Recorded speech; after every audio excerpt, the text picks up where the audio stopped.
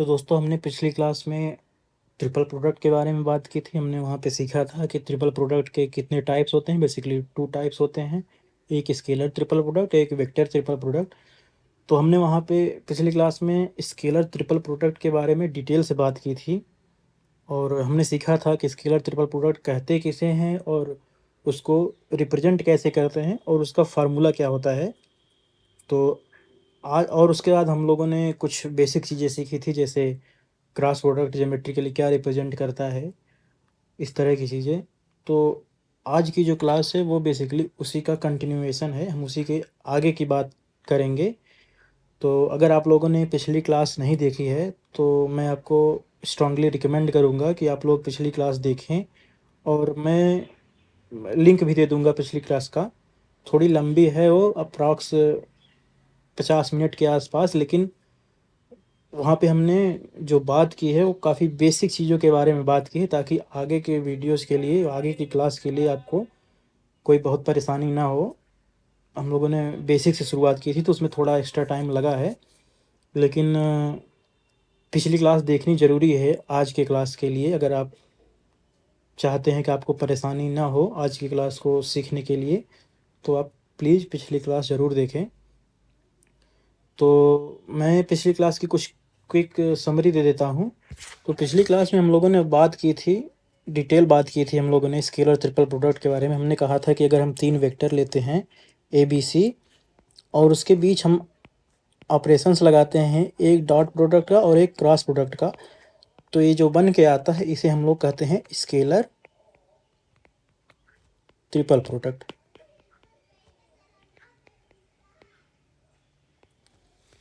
और हमने कहा था कि इस चीज़ को हम बराबर लिख सकते हैं किसके, b dot c cross a, और इसको हम बराबर लिख सकते हैं, सॉरी ये बराबर है, इसको हम बराबर लिख सकते हैं c dot a cross b के। अब हमने यहाँ पे जो ध्यान देने वाली बात बताई थी वो ये था कि a b c cyclic permutation के रूप में होंगे, यानी कि ए के बाद जो हमारा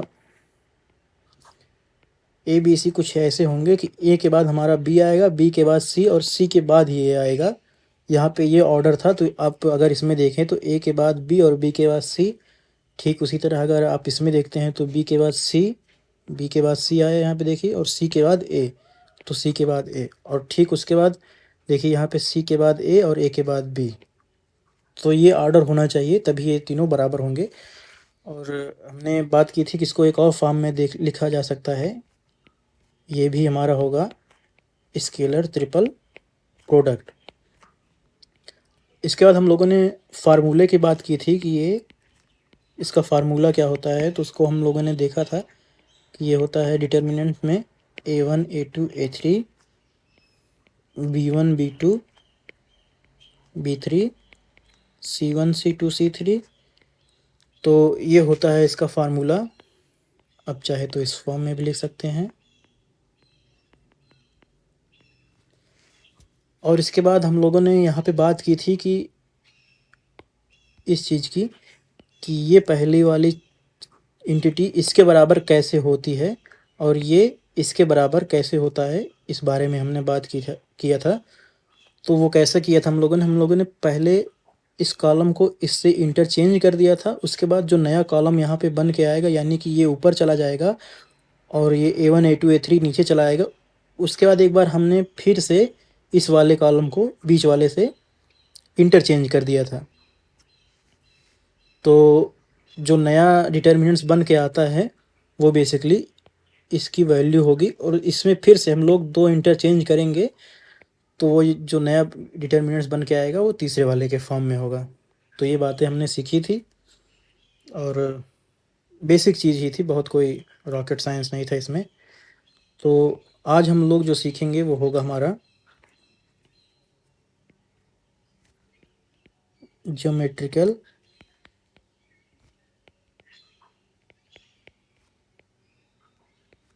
representation of scalar triple product.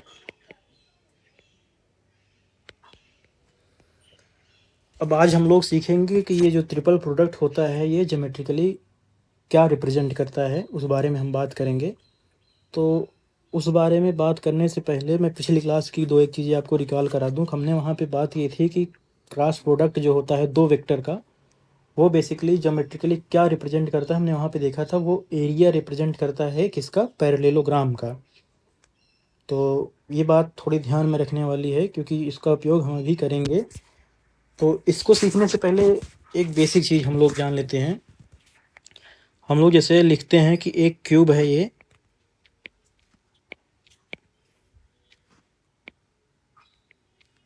अब देखने में भले ये क्यूब ना लग रहा हो, लेकिन मैं इसे सही से थोड़ा बनाने की कोशिश करता हूँ।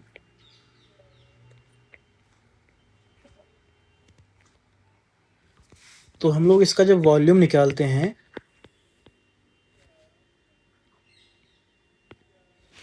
तो वॉल्यूम क्या होता है, चूँकि ये क्यूब है तो यहाँ पे इसकी सारी जो है लेंथ ए ही होंगी,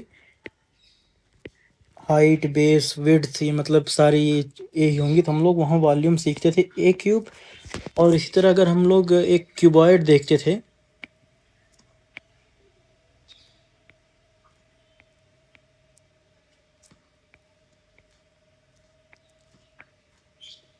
यानी कि जिसकी ये लेंथ एल है, इसकी ये लेंथ बी है, ये वाली, और मैं इसको दूसरे कलर से लिख देता हूँ, ये वाली बी है और ये वाली लेंथ हाइट उसकी एच है। तो हम लोग वहाँ पे इसका वॉल्यूम देखते थे,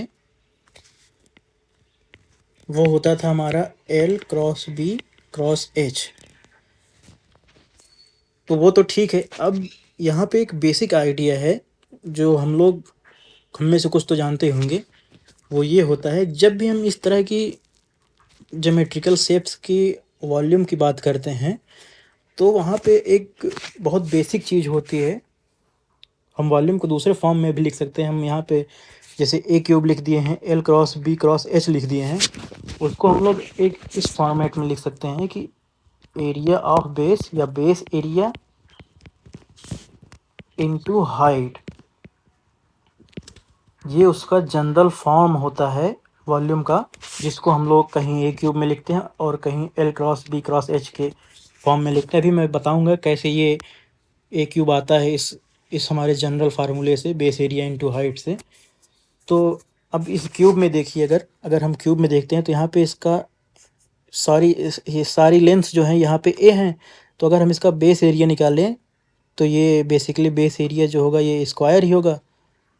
तो स्क्वायर का एरिया तो ए स्क्वायर ही होता है। उसके बाद उसमें हम हाइट का मल्टीप्लिकेशन करें जो कि ए ही है, तो वो वॉल्यूम आ जाएगा, वो आ जाएगा ए क्यूब। ठीक उसी तरह अगर हम लोग क्यूबॉइड की बात करते हैं तो ये तो उसका बेस जो होगा वो एक रेक्टेंगल के फॉर्म में होगा, यानी कि ये लेंथ एल होगी और ये लेंथ, ये बगल वाली ये बी होगी।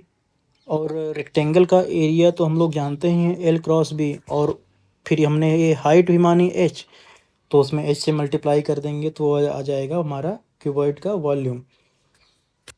तो यहाँ पे हम लोग देख रहे हैं कि जो बेसिक आइडिया है वो यही है कि बेस एरिया इनटू हाइट यही होगा हमारा वॉल्यूम।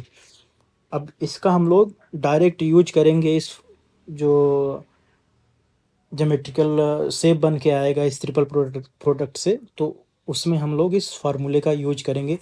और एक और शेप है, जनरल शेप है, आप लोगों ने इसे सिलेंडर को तो देखा ही होगा। और सिलेंडर का वॉल्यूम जब हम लोग निकालते हैं तो वो आता है पाई आर स्क्वायर एच, जहाँ पे आर ये रेडियस है और एच ये हाइट है।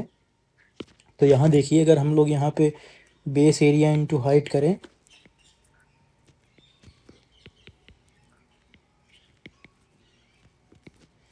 तो बेस एरिया क्या होगा, ये सर्कुलर फॉर्म है इसका, ये पूरा एरिया होगा, ये होगा पाई आर स्क्वायर, और फिर ये हाइट से हम लोग उसमें मल्टीप्लाई कर देंगे तो ये आ जाएगा इसका एरिया। तो आप लोग देख रहे हैं जिस भी शेप में यहाँ पे हाइट की बात की हो तो वहाँ पे हम लोग उसका वॉल्यूम कुछ इस तरीके से निकालते हैं कि हम लोग पहले बेस एरिया निकाल लेते हैं, फिर उसमें हाइट का मल्टीप्लिकेशन कर देते हैं, तो हमारी जो नई एंटिटी आती है वो हम उसे वॉल्यूम कहते हैं। तो अब हम लोग अगर बात करें, अच्छा, हम लोगों ने यहाँ तो सीखा कि इस चीज़ को क्यूब कहते हैं, इसको क्यूबॉइड कहते हैं, और यहाँ पे सारे जो है आर्म्स के बीच में जो एंगल है वो 90 डिग्री है, इसमें भी होगा। लेकिन अगर हम लोग एक ऐसी ज्योमेट्री बनाएं जिसमें ये दोनों के बीच में कुछ एंगल हो, थीटा 90 ना हो,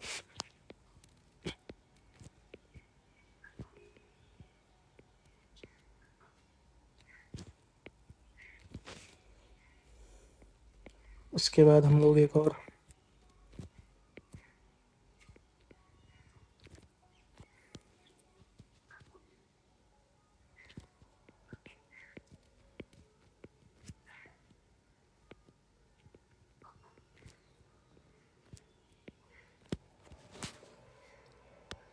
तो ये हमारी नई ज्योमेट्री है।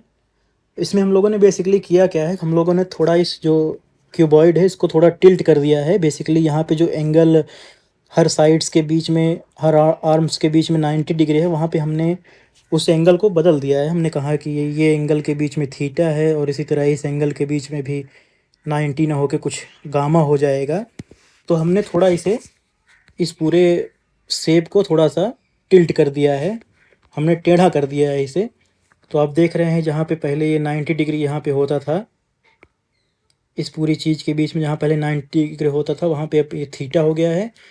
और पहले जो हम लोगों ने क्यूब या क्यूबॉइड देखा था उसमें जो ये वाली लेंथ है ये स्ट्रेट होती थी, तो हम कहते थे यहाँ इसके बीच में 90 डिग्री है। लेकिन अब यहाँ पे ये 90 डिग्री ना होके कुछ एंगल इससे बनाएगी, हमारी इस परपेंडिकुलर से कुछ ये अल्फ़ा एंगल बना रही है। ठीक है, तो बेसिकली यहाँ पे इन दोनों के बीच में जो एंगल है वो थीटा है, और वहाँ यहाँ पे इस आर्म की इस परपेंडिकुलर से जो एंगल होगा वो थीटा होगा। ये अब थोड़ा उससे झुका हुआ है। तो अगर हम इस एंटिटी की, इस ज्योमेट्री की वॉल्यूम की बात करें तो वो क्या होगा, हमने भी सीखा कि हम अगर इसका बेस एरिया निकाल लें और उसमें हम इसके हाइट से मल्टीप्लाई कर दें तो यही होगा उसका हमारा जो है बेस एरिया, यहाँ उसी का वॉल्यूम होगा। अच्छा, इस शेप को कहते हैं हम लोग पैरेलो पाइप। इस शेप को हम लोग कहते हैं पैरेलेलोपाइप। तो बेसिकली ये जो है पैरेलेलोग्राम से मिलके बना है। यहाँ पे जो इसकी बेसिक यूनिट है, जैसे यहाँ पे आप देखेंगे इसमें इसकी बेसिक यूनिट जो नीचे वाली है ये स्क्वायर है, ये सारे स्क्वायर हैं यहाँ पे, ये सारे स्क्वायर होंगे। ठीक उसी तरह ये रेक्टेंगल है तो ये भी रेक्टेंगल ही होगा ऊपर वाला पार्ट ये, और उसी तरह ये भी रेक्टेंगल ही होगा। तो ठीक उसी तरह इस वाले में मैं इसको दूसरे कलर से दिखा देता हूँ, दूसरा कलर मैं लेता हूँ नीला हरा। तो यहाँ पे ये जो सारी बेस हैं ये वाले, ये रेक्टेंगल्स हैं। अब आप ध्यान से देख पा रहे होंगे, तो इसीलिए इसको हम कहते हैं पैरेलेलोपाइप्ड। अच्छा, तो अगर हम लोग इसे मान लें B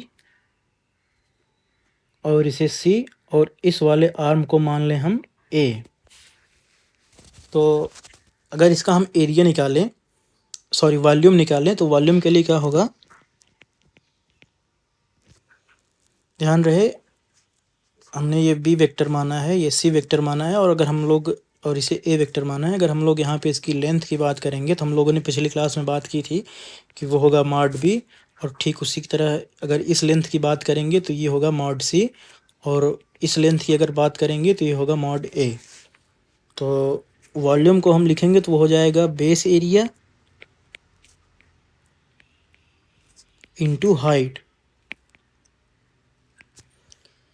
अब बेस एरिया यहाँ पे देखेंगे तो ये बेस जो है ये है फॉर्म किसका, पैरेलेलोग्राम का। और हमने पिछली क्लास में, अगर आपको ध्यान होगा, हमने भी बताया भी था, पिछली क्लास में हमने बात की थी कि एक पैरेललोग्राम का अगर हमें एरिया निकालना होता है तो उसको हम कैसे निकालते हैं। हमने बेसिकली वहाँ पे सीखा था कि दो वेक्टर जिनसे ये बना है, ये बी और ये सी, अगर इसका हम क्रॉस प्रोडक्ट ले लें तो उसका जो मॉडुलस आता है वो होता है इसका एरिया, इस पैरेललोग्राम का। तो और उसके बाद अगर हमें ये एरिया पता चल जाता है तो हम हाइट से मल्टीप्लाई कर देंगे और उस वॉल्यूम निकल आएगा। तो बेस एरिया हम लिख लेंगे यहाँ पे, सॉरी बी नहीं होगा, बी ए नहीं होगा, बी क्रॉस सी होगा, क्योंकि बेस में तो यहाँ पे आप देख रहे हैं बी है यहाँ पे और यहाँ पे सी है। तो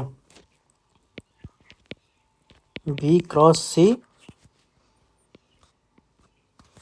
अब हाइट के लिए यहाँ पे आप देखेंगे, हाइट के लिए देखेंगे तो ये चूँकि ये आर्म लेंथ हमारी मॉड ए है और हमें निकालना है ये वाला, ये हमें हाइट ये निकालनी है और हमें पता है ये वाली साइड। तो हम क्या करेंगे, एक मिनट, तो हम इस पे ऐसे ही परपेंडिकुलर डाल देंगे। तो अब देखिए जो हमारी नया शेप बन के आया है, अगर हम उसको ऐसे बनाएं तो देखिए हमें ये हाइट निकालनी है, इसे हमने मान लिया h, और हमें ये लेंथ पता है मॉड ए, और हमने यहाँ पे माना है कि इन दोनों के बीच में जो एंगल है वो होगा अल्फ़ा। तो अब इसमें क्या लगाएंगे, इसमें हम लोग लगा देंगे कॉस अल्फ़ा। तो वहाँ से निकल के हमारा आ जाएगा, क्योंकि कॉस अल्फ़ा क्यों लगाएंगे, यहाँ पे बेस हमारा हमें मालूम करना है और हमें हाइपरटेन्यूस दी हुई है। तो अगर हम यहाँ पे कॉस अल्फ़ा लगाएंगे तो हो जाएगा हमारा बेस अपॉन हाइपरटेन्यूस जो कि है मॉड ए। तो यहाँ से h आ गया मॉड ए कॉस अल्फ़ा।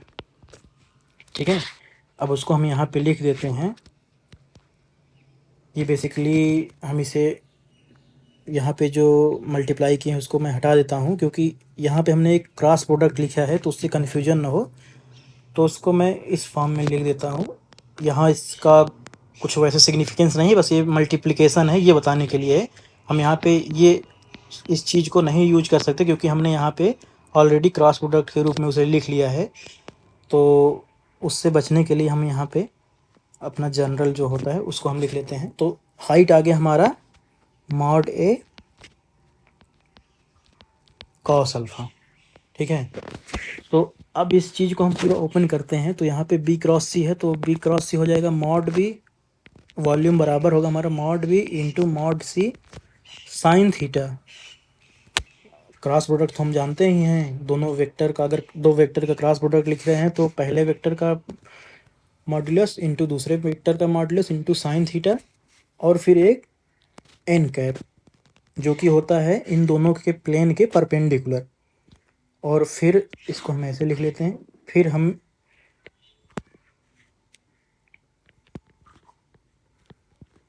Cos alpha. अब बस इस पूरी चीज़ की अगर हम मॉड ले लें तो ये हो जाएगा, जो फाइनली बन के आएगा वो हमारा हो जाएगा मॉड बी मॉड सी।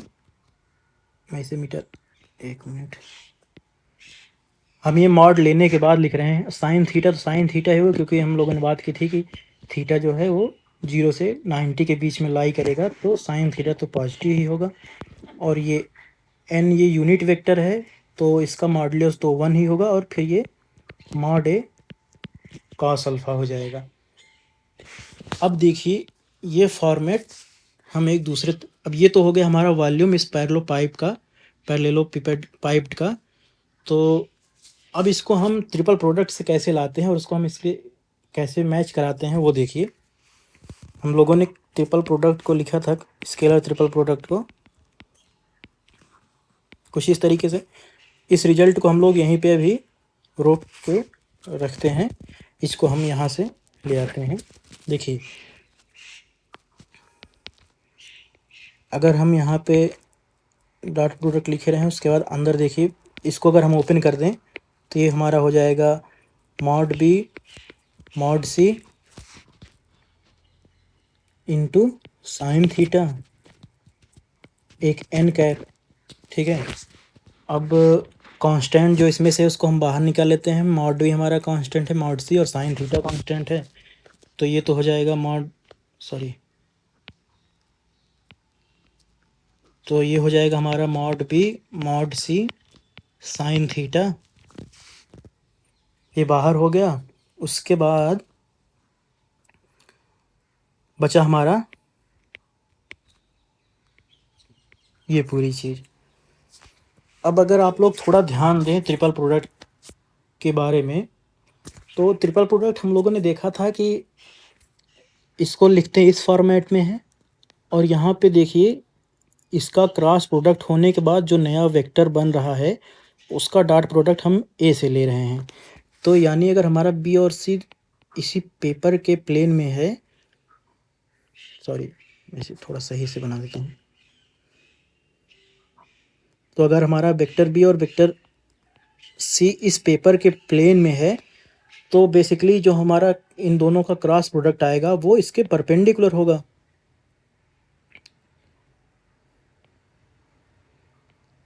वो जो होगा इसके परपेंडिकुलर होगा। अब ये बी हो गया और ये सी हो गया। जो नया वेक्टर इनके क्रॉस प्रोडक्ट से बनेगा वो हो जाएगा इनके परपेंडिकुलर। और हम ए वेक्टर को एस, उसके बाद हम क्या कर रहे हैं, जो ये नया वेक्टर बन के आ रहा है उसका हम डॉट प्रोडक्ट ले रहे हैं ए से। तो अगर आप ध्यान दीजिए, अगर आपने जो है किसी ए वेक्टर को भी इसी बी और सी वाले प्लेन में ही ले लिया है, तो वो जो उसका और इसके क्रॉस प्रोडक्ट से जो बन के आया है उसका डॉट प्रोडक्ट तो जीरो ही होगा। ध्यान से बात सुनिएगा। यहाँ पे मैं कह रहा हूँ कि हमने एक, मान लीजिए इसी पेपर के प्लेन में हमने ले लिया है बी और सी को, और उसका जो क्रॉस प्रोडक्ट बन के आएगा वो एक वेक्टर आएगा, परपेंडिकुलर होगा। ये परपेंडिकुलर बाहर की तरफ डायरेक्शन है पेपर के। थोड़ा 3D ज्योमेट्री है तो थोड़ा ध्यान देना पड़ेगा। तो ये जो नया प्रोडक्ट आएगा, नया वेक्टर आएगा इनके क्रॉस प्रोडक्ट से, उसकी डायरेक्शन तो इस प्लेन के परपेंडिकुलर होगी। अब वो परपेंडिकुलर इनवर्ड हो सकती है, परपेंडिकुलर आउटवर्ड हो सकती है, लेकिन यहाँ पे जो एक गौर करने वाली बात है वो ये है कि ए को हम इस प्लेन में नहीं ले सकते जिसमें बी और सी है, क्योंकि वहाँ पे हमारा ए का डॉट प्रोडक्ट हो रहा है इसके क्रॉस प्रोडक्ट के रिजल्ट से। तो अगर हम इसी प्लेन में ले लेंगे तो इसका और इसके क्रॉस प्रोडक्ट से जो नया वेक्टर बन रहा है उनके बीच एंगल हो जाएगा 90 डिग्री और उनका डॉट प्रोडक्ट हो जाएगा 0। तो यहाँ पे हमें ए वेक्टर को ऐसे लेना है कि वो इस प्लेन से कुछ एंगल बनाए, या यूँ कह दीजिए कि वो इससे 90 डिग्री ना होके कुछ अल्फ़ा एंगल पे हो। 90 डिग्री पे होगा तब तो इसका और इसका डॉट प्रोडक्ट, मान लीजिए इसे हम नया वेक्टर बोल दे रहे हैं डी, जो क्रॉस प्रोडक्ट से है, तो ए और डी का तो डॉट प्रोडक्ट 0 हो जाएगा अगर ये दोनों 90 पे होंगे। अगर इन दोनों के बीच में कुछ एंगल अल्फ़ा होगा तभी वो कुछ रिजल्ट देगा। तो अब यहाँ पे देखिए हमने जो यहाँ पे लिखा है ये वाली चीज़, अब वो यहाँ पे काम में आएगी। उसी चीज़ को मैं इस पूरी चीज़ को मिटा देता हूँ पहले।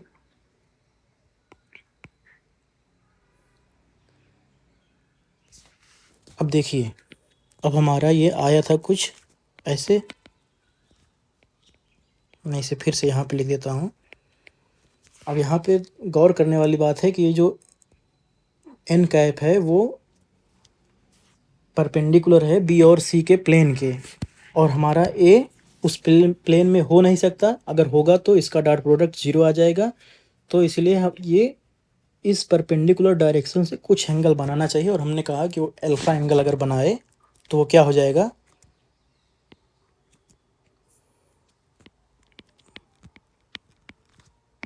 Sine theta.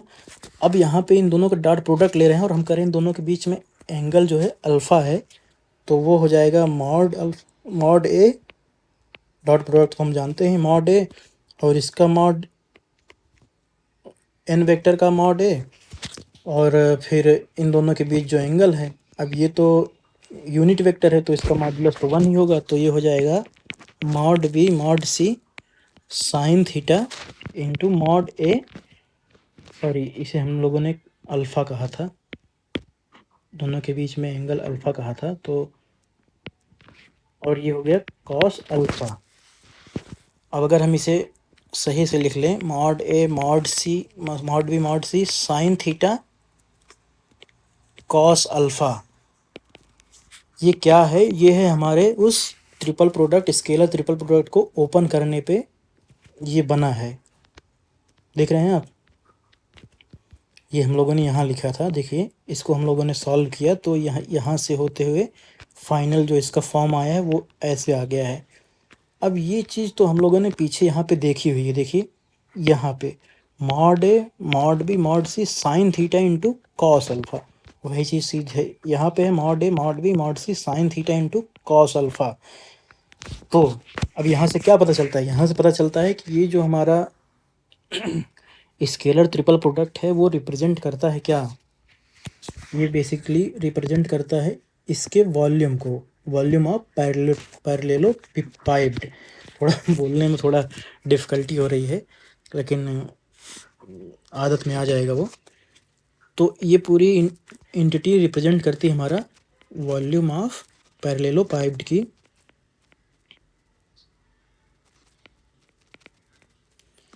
और यही चीज़ हमारी यहाँ पे आई हुई है।